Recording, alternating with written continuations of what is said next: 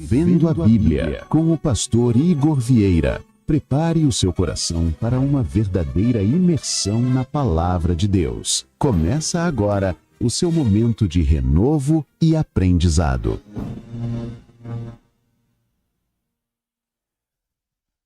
Olá, graça e paz de Jesus ao seu coração. Você está bem? Eu espero que você esteja bem.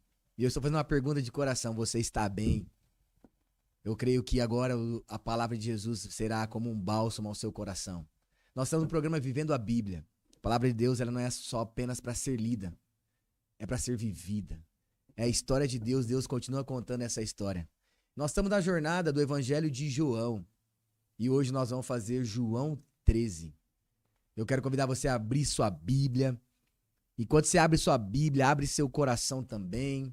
Abra sua mente para a palavra de Deus, para que ela tome nossa mente, nosso coração, nossa alma e a gente possa amar a Deus de todo o nosso coração, de toda a nossa alma, de toda a nossa mente, como Ele nos deixou como mandamento. João 13 diz assim para nós. Nós vamos fazer algumas leituras. A primeira delas, do versículo 1 até o versículo 17. Antes da festa da Páscoa, Jesus sabia que havia chegado sua hora de deixar esse mundo e voltar para o Pai. Ele tinha amado seus discípulos durante seu ministério na terra e os amou até o fim.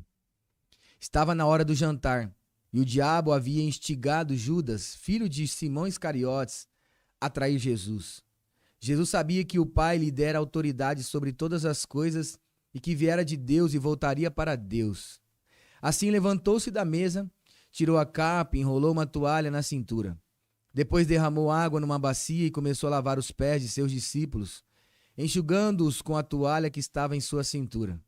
Quando Jesus chegou a Simão Pedro, este lhe disse: O senhor não vai lavar os meus pés? O senhor vai lavar os meus pés? Jesus respondeu: Você não entende agora o que estou fazendo, mas um dia entenderá. Lavar os meus pés? De jeito nenhum, protestou Pedro. Jesus respondeu: Se eu não lavar os pés, você não terá comunhão comigo. Simão exclamou: Senhor, então lave também minhas mãos e minha cabeça, e não somente os meus pés. Jesus respondeu: A pessoa que tomou banho completo só precisa lavar os pés para ficar totalmente limpa. E vocês estão limpos, mas nem todos, pois Jesus sabia quem o trairia. Foi a isso que se referiu quando disse: Nem todos vocês estão limpos. Depois de lavar os pés deles, Jesus vestiu a capa novamente, retornou a seu lugar e perguntou: Vocês entendem o que fiz? Vocês me chamam Mestre e Senhor, e têm razão, porque eu sou. E uma vez que eu sou Senhor e Mestre, lavei seus pés, vocês devem lavar os pés um dos outros. Eu lhes dei um exemplo a ser seguido. Façam como eu fiz a vocês. Eu lhes digo a verdade. O escravo não é maior que seu senhor, nem o mensageiro é mais importante que aquele que o envia. Agora que vocês sabem essas coisas, serão felizes se as praticarem. Até aí. Havia chegado a hora de Jesus deixar esse mundo. Ele estava na antessala da cruz. Ele começa dizendo que havia chegado sua hora de deixar esse mundo e voltar para o Pai, versículo 1. Mas olha o que ele diz ainda. Ele tinha amado seus discípulos durante seu ministério na terra e os amou até o fim. Essa é a segurança minha e sua. Sabe qual é? Jesus não vai nos amar apenas numa temporada. O amor de Jesus não é apenas uma experiência que ele está tendo conosco, do tipo, se der certo, ok, mas se não der, a gente se separa. Vamos tentar. Não. Jesus fez uma aliança conosco, inquebrável, por meio da sua vida. Ele nos amará. Ele nos amará até o fim. Ele me amou ontem, me ama hoje. E que segurança é essa que nós temos como cristão? Jesus vai nos amar até o fim. Eu quero dizer algo a você. Muitas vezes nosso coração fica preocupado, pensando assim, nossa, como é que eu vou vencer essa luta, essa tentação? Às vezes me passou pela cabeça, pensando assim, bom, será que eu vou manter-me fiel a Jesus até o fim? Quando iniciei minha caminhada com Jesus, algumas pessoas disseram, é alguma temporada apenas, o Igor logo vai passar. Isso nós pensamos também às vezes das pessoas. Mas sabe qual é a segurança que eu sempre tive? Jesus me amou. E hoje, quando me bate a preocupação de terminar a vida guardando a fé, eu falo, como que eu vou continuar firme se eu sou fraco, se às vezes falho, se peco, não está na força minha, nem na força do meu amor, mas no amor que é invencível, que ninguém pode tomá-lo de mim. Jesus me amou. Ele vai me amar até o fim. Por isso, eu ficarei com ele até o fim, porque ele me amará até o fim. Você é dele, não é dele somente agora, é dele para sempre. Essa é a segurança que ele nos dá antes de deixar esse mundo. Eu vou amar vocês e vou amar até o fim. Versículo de número 2. Estava na hora de jantar, o diabo já havia instigado Judas, o traidor, o discípulo de Jesus. E diz que Jesus sabia que o Pai havia dado autoridade. Olha esse versículo 3. Esse versículo ele é um oásis para nós que muitas vezes enfrentamos crise de identidade. É como que a gente está tão sedento, procurando alguma coisa que venha nos saciar, matar a nossa sede de significado. A gente talvez procura em fazer algo, conquistar uma coisa para nos sentir importante, para mostrar para as pessoas o nosso valor. Mas olha só esse versículo de número 3, sobre Jesus, mas ele precisa ser sobre mim e sobre você, uma definição de quem nós somos em Deus. E isso chama-se identidade, como Deus nos vê, identifica, e quem nós somos. Jesus sabia que o Pai lhe dera autoridade sobre todas as coisas, e que viera de Deus e voltaria para Deus. Jesus tinha a convicção que havia um traidor no meio deles, que o trairia. Jesus havia convicção que os seus melhores amigos, dentre eles, um o trairia vendendo por 30 moedas de prata, outro negaria, outros abandonaria, e que todos aqueles a quem ele curou, fez o bem, ministrou salvação, o condenaria à cruz. Você imagina como que poderia estar o coração de Jesus agora? Talvez amargurado porque dedicou tanto amor, o que recebe agora? Recebe apunhaladas, recebe traição dos seus melhores amigos. Mas ele está convicto do que ele era em Deus. E nada poderia mudar a sua identidade. Ele sabe que Deus deu autoridade. A maneira dele vencer e tomar essa autoridade era indo para a cruz. Ele sabe que ele veio de Deus. E ele sabe que ele está voltando para Deus. Então o que ele está olhando? Está olhando plenamente para Deus. Eu pertenço a Deus, sou um filho amado de Deus. Estou vivendo os planos de Deus. E tudo que está acontecendo comigo é vontade de Deus. Deus é por mim. E eu estou caminhando para mais perto de Deus. Essa tem que ser a nossa segurança. Pois quando alguém falar algo contra nós, nós devemos lembrar de quem Deus nos definiu, como Deus nos definiu, de quem somos para Deus. Para Deus o Pai somos um filho amado. Ainda que as pessoas venham te ofender, as pessoas venham tentar te colocar lá embaixo, as pessoas tentar tirar você do foco, tirar você da comunhão com Deus, saiba, Deus te ama, te amará até o fim. Ele sabe o que está fazendo na sua vida. Às vezes até a circunstância tenta nos convencer que Deus abandonou a gente, nós estamos esquecidos e fora dos planos de Deus, que Deus não conta com a gente, mas saiba, Jesus está vivendo tudo isso e parece que é um turbilhão de coisas. É um tsunami vindo contra ele, é um terremoto acontecendo ali nas suas estruturas, mas sabe o que acontece? Ele está firme nas convicções que ele tem em Deus. Eu estou vivendo os planos de Deus. Eu pertenço a Deus, tudo isso está dentro dos planos de Deus. Deus conta comigo e eu faço parte dos planos de Deus. Deixa eu dizer algo para você e olhe bem para mim. Sabe o que Deus diz para você? Você faz parte dos meus planos. Ainda que sua vida hoje parece que está sendo vencida por uma tempestade, solapada por diversidades, você passando lutas e dificuldades. Eu quero dizer para você, isso também faz parte dos planos de Deus sobre sua vida. Deus não disse, você está fora dos meus planos, não conto com você, você não passou no teste, não era alguém assim que eu estava procurando para amar. Deus não desistiu, te amará até o fim, você está dentro do plano dele. Sabe o que ele está dizendo para você agora? Você faz parte dos meus planos. Eu sei os planos que eu tenho a respeito de vocês. Planos de paz. Eu tenho planos para vocês. Os planos de Deus são sobre nossas vidas. Glória a Deus por isso. Versículo 4. Assim levantou-se da mesa, tirou a capa, que era na parte de cima da sua roupa, e enrolou uma toalha na sua cintura. Depois derramou água numa bacia e começou a lavar os pés dos seus discípulos, enxugando com a toalha que estava na sua cintura. Quando Jesus chegou até Simão Pedro, este lhe disse, o Senhor vai lavar os meus pés? Versículo 7. Jesus respondeu, você não entende agora o que estou fazendo, mas algum dia entenderá. Então Jesus está trazendo uma lição ali. Pedro não está compreendendo, e talvez nenhum dos discípulos compreendeu naquele momento. Porque muitas vezes, coisas que Deus permite que a gente viva, nós não entendemos enquanto estamos passando por elas. Ou quando Deus está ministrando sobre nossa vida. Sabe, Jesus pegar uma bacia e uma toalha, aquela era uma tarefa constrangedora para ele, pois ele sendo Senhor e Mestre, ele vai dizer, eu sendo o Senhor de vocês e Mestre de vocês, lavei os seus pés. Não considere então que lavar os pés das pessoas será algo difícil demais ou insignificante, a ponto de você considerar menos. Não, pois eu fiz isso. E isso é alta honra, é a gente servir o mundo com uma bacia e uma toalha. Mas uma pausa que eu quero dizer para você é o seguinte, às vezes nós não entendemos o que Deus está fazendo. Mas isso é como se fosse peças de um quebra-cabeça, pedra de um xadrez, onde tudo fará sentido conforme a gente for encaixando elas. Fará sentido depois.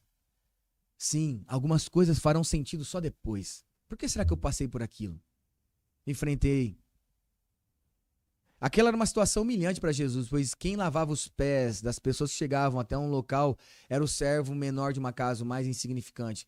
Pois um homem tinha servos, e os servos que tinham tarefas honrosas, como ser o cozinheiro, o anfitrião, aquele que cuidava da mesa, de colocar todas as coisas no lugar, aquele que era o mordomo da casa, aquele que cuidava de dispensa, estavam em seus afazeres, os afazeres de seu senhor. Mas aquele que era o menos significante, ele ocupava serviços gerais. Ó, precisa disso, você vai aqui, aquela outra tarefa ele colocava aquela pessoa. E quando recebia visitante, esse servo insignificante devia estar na porta, de menor de todos os servos, para servir as pessoas que vinham, lavando os pés delas e enxugando. Mas ninguém dos discípulos fez isso um para o outro, até que Jesus levanta e começa a fazer tudo. E Jesus está indo para a cruz. Ele está ciente, seu coração está entendendo, chegou a minha hora de deixar esse mundo. O mundo está pesando sobre ele, porque ele está levando sobre si as nossas dores, nossos pecados, castigos. Imagina o quanto pesava sobre o coração de Jesus, mas ele está ali para lavar os pés dos seus discípulos, para servir. Não considerando isso uma tarefa insignificante, nem considerando que servir deve ser feito apenas em temporadas que a gente está bem. Hoje acordei feliz, então eu vou servir, vou fazer o bem, vou testemunhar Jesus. Não, nos dias maus também, quando a gente não quer. Nos dias chuvosos, tomar chuva por alguém. Naquele dia que a gente não acordou mal, que a gente acordou ruim, que a gente tá com uma crise pessoal, dizendo, nossa, olha a minha vida, olha quem eu sou. Naquele dia nós podemos glorificar Jesus, pela obediência, pelo amor. Uma obediência constante na mesma direção. Deus não pede apenas nossos dias bons. Os dias maus também ele computa como adoração. Lembre-se disso. E então Jesus está ali lavando os pés dos seus discípulos nos seus dias mais complicados. Ele está indo para a cruz. Pedro está contestando, você lavar os meus pés? De jeito nenhum. Mas se eu não lavar os seus pés, Jesus disse a ele no versículo de número 8, você não terá comunhão comigo. Sim, porque lavar os pés era um ato de comunhão. Era um ato que expressava que eles eram apenas um. E o Mestre, Senhor Jesus, está fazendo isso a seus discípulos. Aí Pedro exclama no versículo 9, então lave da minha cabeça tudo, lave meu corpo inteiro. Ele falou, não, isso aqui não é um banho. Isso aqui é um exemplo. Lavar os pés não era só apenas deixar você limpo. Você já tomou banho, se fosse só deixar limpo, era questão de um banho. Eu estou dando a vocês um exemplo. Olha só o que ele vai dizer em seguida. Depois de lavar os pés, vestiu a capa, versículo 12 novamente, retornou ao seu lugar e perguntou, vocês entendem o que fiz? Vocês me chamam mestre e senhor e tem razão porque eu sou. E uma vez que eu sou seu senhor e mestre, lavei os pés, vocês devem lavar os pés um dos outros. Eu lhes dei um exemplo a ser seguido, façam como eu fiz a vocês. O que Jesus estava mostrando a eles? Não era apenas lavar os pés, era dar um exemplo. O exemplo que agora Jesus estava partindo para o Pai, deixando esse mundo fisicamente. Mas agora os seus discípulos continuariam essa missão. E a maneira de mudar o mundo é a gente pegar nossa bacia, nossa toalha e lavar os pés das pessoas. Lavar os pés daqueles que não entendem, daqueles que não sabem o que está acontecendo. Lavar os pés das pessoas que estão com os pés feridos. Lavar os pés de gente ferida. Acolher gente. Amar pessoas que ninguém deseja amar. se colocar na condição de um servo menor, fazer o trabalho mais complicado, trabalho que ninguém quer, se colocar na posição de Deus, na posição que Deus quer que você se coloque, mas que o mundo despreza, que para o mundo isso é menor, isso é insignificante, e quem faz isso não tem valor, mas aos olhos de Deus, valioso. Acolher aquelas pessoas que descartam, ser aqueles que vão fazer coisas que para o mundo é chocante, e chocante mesmo, mas nós estamos anunciando o reino de Deus. Ele é muito maior. Nós estamos seguindo o exemplo de um Cristo que morreu lavando os pés dos seus discípulos, que serviu até o seu último momento, e ele está a servir, nós devemos servir esse mundo. Jesus estava dando um exemplo. E às vezes nós achamos que a maneira de mudar o mundo é a gente fazer coisas extraordinárias, é a gente vestir uma roupa suntuosa, de pedras preciosas, chamar a atenção das pessoas pela parte estética, mas Jesus está tirando sua capa, que era a sua roupa de mais valiosa, e deixando de lado a roupa de um rabino, deixando de lado e pegando ali, humildemente, uma bacia, uma toalha e servindo. Então, eu quero dizer para você, tire suas capas, suas roupas, seus títulos, o seu nariz empinado, às vezes nós temos a soberba e dizer assim, não, mas perante Deus, nós somos servos, devemos fazer o trabalho que ninguém quer fazer, pois seremos grandes aos olhos do nosso Deus. É isso. Ele está nos dando o exemplo. E nós podemos seguir o exemplo de nosso Senhor Jesus Cristo. Agora, olha o que diz para nós o versículo 17. Agora que vocês sabem estas coisas, serão felizes se as praticarem. Espera, Jesus está falando sobre felicidade. E eu acho que essa é uma busca de todo ser humano. Eu desejo ser feliz. Hoje eu acordei não querendo ser uma pessoa para baixo, desanimada, triste. Eu quero felicidade, eu procuro felicidade. Eu acho que eu e você estamos procurando todos os dias. Quando a gente sai de casa para o trabalho, no fundo a gente está tentando conquistar felicidade. Uma melhor posição, uma melhor condição. Dar à nossa família momentos felizes, uma vida abençoada. E Jesus está falando sobre felicidade. Vamos parar para ouvir o que ele está dizendo. Agora que vocês sabem essas coisas, vocês serão felizes se praticarem. Que coisas são essas? O que ele acabou de falar. Você servir no seu dia bom, no seu dia mau. Se colocar como menor. Fazer o que o mundo não quer fazer. Amar as pessoas que o mundo descarta. Sim. Se colocar em lugares para que Deus seja glorificado e conhecido. Pegar sua bacia e sua toalha, arrancar seus títulos. E como um humilde, se colocando ao lado do outro, servir. Ele está dizendo, se você fizer isso, você será feliz. E eu fico pensando, como que eu vou ser feliz? Fazendo isso, e na minha cabeça, ser feliz é alguém que as pessoas deveriam lavar os meus pés.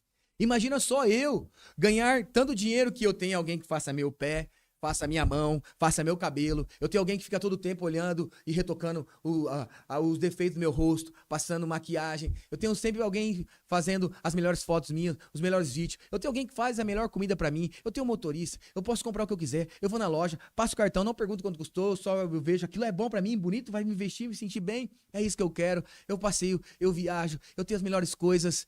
Minha família é uma família muito boa, filhos incríveis. Bom, eu tô construindo minha vida sobre esse tipo de coisa, achando que isso é felicidade, mas Jesus, de repente, apresenta um paradoxo, algo totalmente fora do normal, antinatural, anti-intuitivo. A nossa intuição diz que para ser feliz é isso, Jesus vai na contramão, não vai na nossa intuição. Vocês serão felizes se vocês fizeram o que ninguém faz, pagaram o preço. Pois essas são as bem-aventuranças de Jesus, bem-aventurados que choram. Quem quer chorar? Se nós pudéssemos passar a nossa vida, nós evitaríamos tudo aquilo que nos causa choro, mas vocês serão consolados, receberão um abraço de Deus naquele dia. Sim. Então, o que ele está mostrando para nós é, se você pegar sua bacia e sua toalha, se colocar como menor servo e servir o mundo, aí passando por cima dos seus problemas, sabendo que Deus está cuidando de tudo, amando as pessoas, não se colocando como maior do que elas, mas servindo, sendo humilde, chegando nos lugares, tirando os seus títulos, essas capas que muitas vezes, e aqueles crachás que as pessoas colocam sobre nós, rótulos. Não, nós somos todos semelhantes, somos próximos um do outro, e testemunhar Jesus, você será feliz. E por que você será feliz? Uma pessoa, meu irmão, que quando aproxima do outro, e ela não quer se sentir melhor, mas ela procura fazer o outro melhor. Uma pessoa que chega num lugar E não quer que as pessoas a sirvam para que ela se sinta. Bom, olha, sentei-me, alguém trouxe isso para mim, alguém fez isso. A ponto que os outros a sua voz, assim, deve ser uma pessoa muito importante. Uma pessoa que não tem essa necessidade. Não estou dizendo a oportunidade, que às vezes nós vamos num lugar e alguém sirva, ok. Não estou dizendo a oportunidade, estou dizendo a necessidade. Se eu não tiver isso, não me sinto feliz. Se as coisas não forem assim, eu não me sinto pleno. Se as pessoas não notar que eu sou alguém importante, eu não me sinto valioso. Você é uma pessoa vazia, pobre. Na verdade, você é escrava de uma felicidade fabricada. Ela é falsa. Ela evapora. Ela vai embora. Agora, a verdadeira felicidade é alguém que é pleno. Que não precisa chegar num lugar para mostrar às pessoas quem ela é, para se aparecer. Na verdade, ela vem e faz o outro aparecer. Você está encontrando alguém grande. Que não precisa de afirmações. Alguém grande é aquele que torna o outro grande. Alguém valioso é aquele que valoriza as pessoas. Alguém que você sabe que ela venceu, não que ela fica contando suas conquistas, seus títulos, é aquela que ajuda outros a vencer. Está ali Jesus, fazendo tudo isso, levando a salvação, se colocando como servo mesmo sendo Senhor, para que nós pudéssemos receber o maior exemplo que nos deixou de ser um servo também como ele foi, a servir o mundo, servindo Deus, servindo o mundo. É alguém grande. Alguém que não precisa de elogios para se sentir feliz, ele sabe quem ele é em Deus. Nós começamos falando isso sobre identidade. Lá, Jesus sabia que ele veio de Deus, que ele voltaria para Deus, e que tudo está acontecendo é dentro do plano de Deus. Se você tem essa convicção, você nunca vai viver escravo de que, se as pessoas não olharem para mim, eu estou passando despercebido. Os seus olhos, os olhos de Deus estão sobre você. Os olhos dele fixam sobre você. E ele está vendo o que você está fazendo. Ele está se alegrando. Você será feliz se praticar isso. Porque esse é um coração de alguém que é pleno. E ele compartilha, ele transborda. Alguém que é feliz, meu irmão, não é alguém que é aquele que fica retentivo, precisando. E aí ele pega e retém. Daqui não sai, não vai embora. É alguém transbordante. Alguém que tem, ele transborda para fora, compartilha e dedica isso a o outro. Ok? Vamos para uma segunda leitura da Bíblia. Agora do versículo de número 18 até o versículo de número 30. Pegue sua Bíblia, vamos lá? Não digo essas coisas a todos vocês. Conheço os que escolhi. Mas isso cumpre as escrituras que dizem: aquele que come do meu alimento voltou-se contra mim. Eu lhes digo isso de antemão, para que, quando acontecer, vocês creiam que eu sou aquele que falam das escrituras. Eu lhes digo a verdade. Quem recebe aquele que enviou, recebe a mim. Que me enviou, recebe a mim.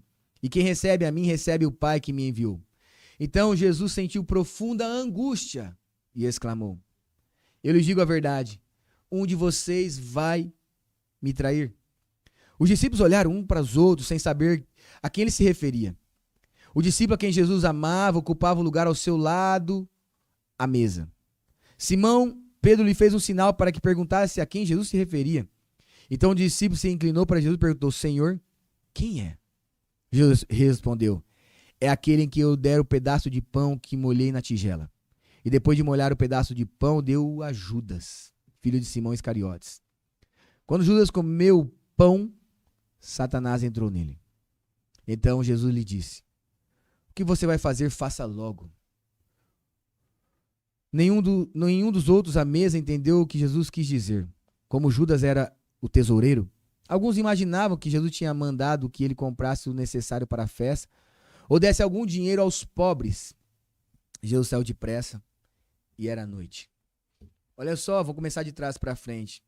Quando eles não entendem nada, eles acreditam que Jesus está falando para Judas comprar alguma coisa para a festa, porque Judas cuidava da bolsa, ele era o tesoureiro, e nós sabemos, à luz dos evangelhos todos, que Judas ele era ladrão, que ele roubava o dinheiro, ele usava aquele dinheiro. No coração de Judas havia comércio. Ele não estava ali apenas de coração, por amor, estava ali por causa de interesse pessoal, de comércio. O mesmo desejo que havia no coração de Satanás. Achou-se comércio no seu coração, por isso você foi expulso do céu.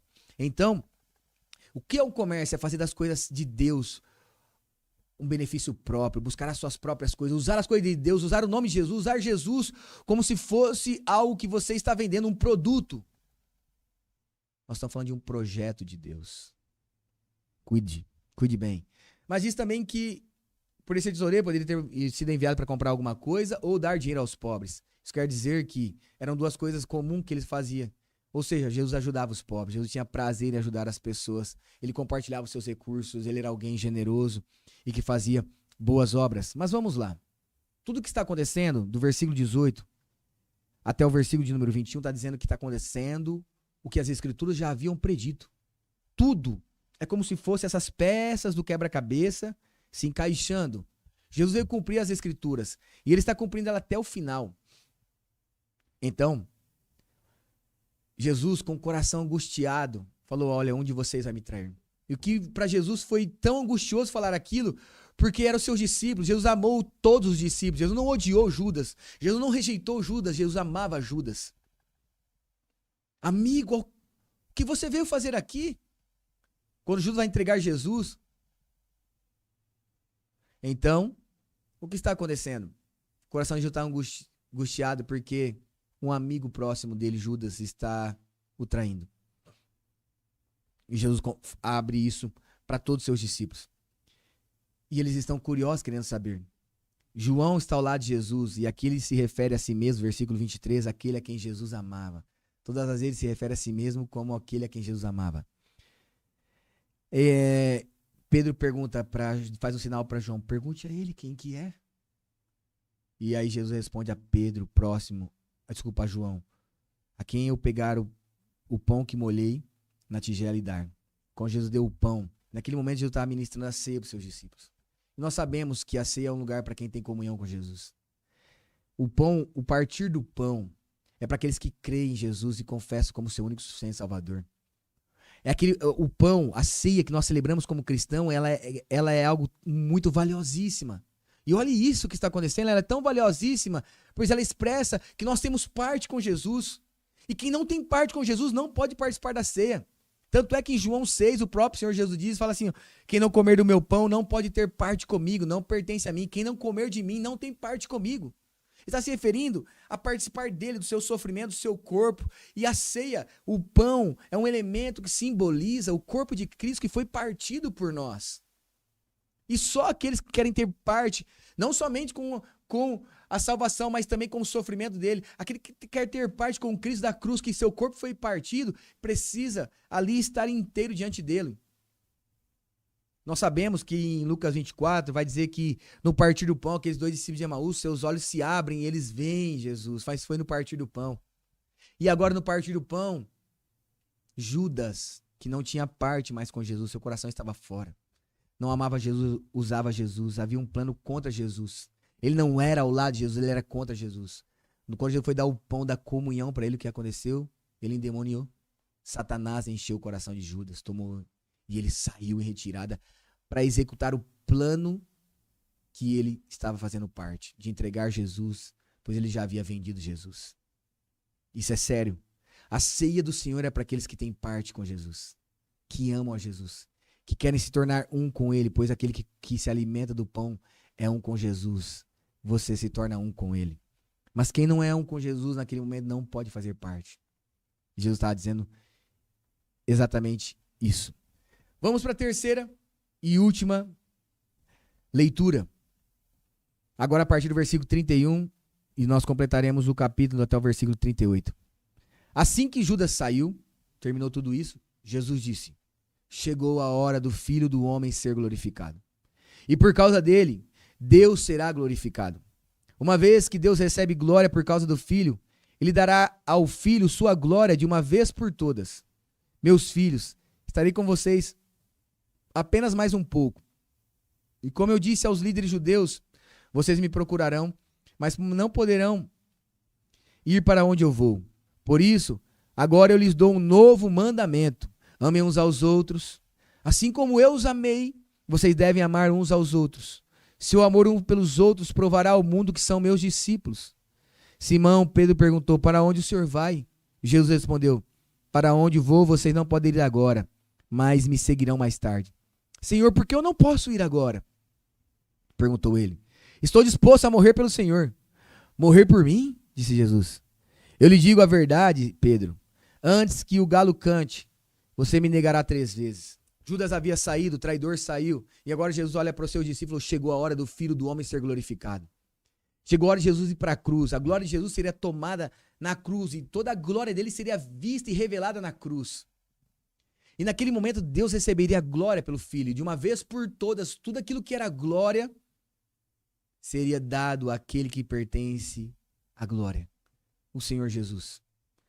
Ele está destronando ali todos os principados e potestades, todos os reinos, todas as coroas, naqueles exatos momentos, estão indo para ele, porque todos os outros poderes, domínios, forças da maldade, todo o inferno, todo o mal, ali estava sendo vencido por meio da cruz. Então, quando você vencia algum reino, alguma autoridade, algum outro domínio, você pegava o espólio, ou seja, a recompensa daquela vitória da guerra. Tudo que era dele agora é seu. Foi isso que Jesus fez também na cruz. E então, ele fala aos seus discípulos algo muito, mas muito importante.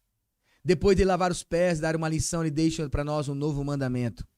Versículo de número 34 e 35. Por isso, eu lhes dou um novo mandamento. Amem uns aos outros. Assim como eu amei vocês, vocês devem amar uns aos outros. Pausa aí.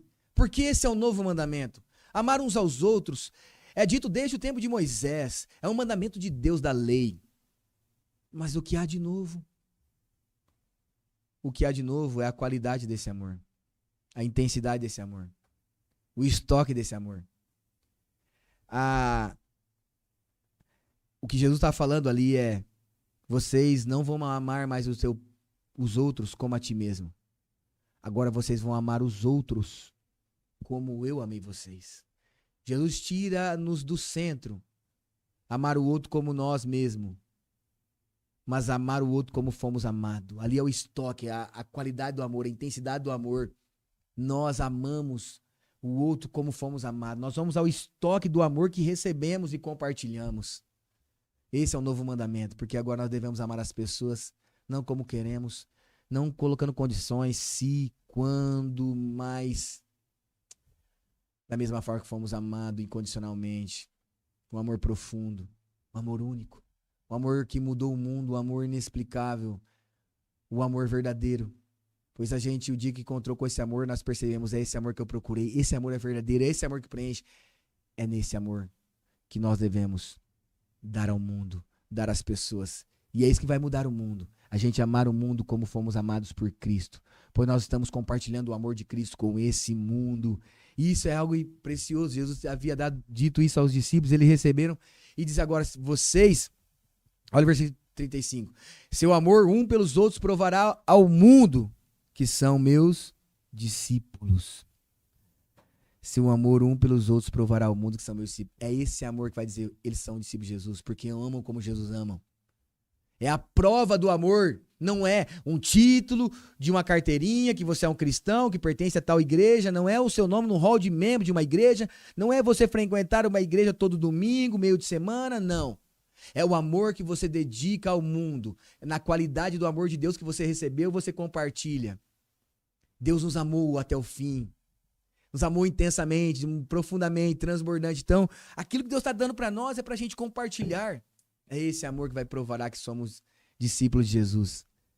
Ali Jesus começava a caminhar para a cruz, dizendo, eu estou indo para o lugar, vocês não podem ir agora, mas vocês irão mais tarde. E agora Pedro dizendo, não, eu vou com o Senhor porque eu não posso ir. Eu estou disposto a ir. E aonde o Senhor for, eu estou disposto a ir. Até mesmo a morrer pelo Senhor, está dizendo aqui no versículo de número 38, final. Falou, calma, Pedro. O seu amor ainda está sendo testado. Você não está disposto a morrer por mim, mas um dia você estará. Porque hoje mesmo, antes que o galo cante, você me negará 3 vezes. Jesus deixou claro que Pedro não estava pronto, mas o amor de Jesus não mudou por ele. E era nesse caminho que Pedro faria, seguindo Jesus de longe, sendo testado o amor dele por Jesus, ele negando Jesus. E depois Jesus indo ao encontro dele, restaurando esse amor, Pedro, você me ama, Pedro, pois você jurou me amar. Nós vamos ainda falar quando nós chegarmos lá, João 21. Foi restaurado, Jesus estava falando, olha só, agora esse amor você compreende. Você passou o estágio da cruz. ele foi purificado. Então, Jesus nunca mudará o seu amor por nós. Nós precisamos crescer em amor por ele. João 13 traz uma lição para nós. Uma bacia, uma toalha, podem mudar o mundo. Pois quando a gente decide ser como Jesus é, amar como Jesus nos amou, essa mesma qualidade, esse mesmo exemplo, o mundo é tocado e transformado. Imagina só você ser servido por alguém que é maior, o constrangimento que é, aquela pessoa fala assim, nossa, essa pessoa aqui, cara, eu tenho que servir ela. É uma pessoa especial, valiosíssima, ocupa uma posição alta, o que ela faz para o mundo é abençoador, mas de repente essa pessoa vir e ela te servir, é constrangedor, gente. Mas você tá vendo, você tá diante de uma pessoa que é grande. Ela não tá fazendo aquilo ali e se tornando menor.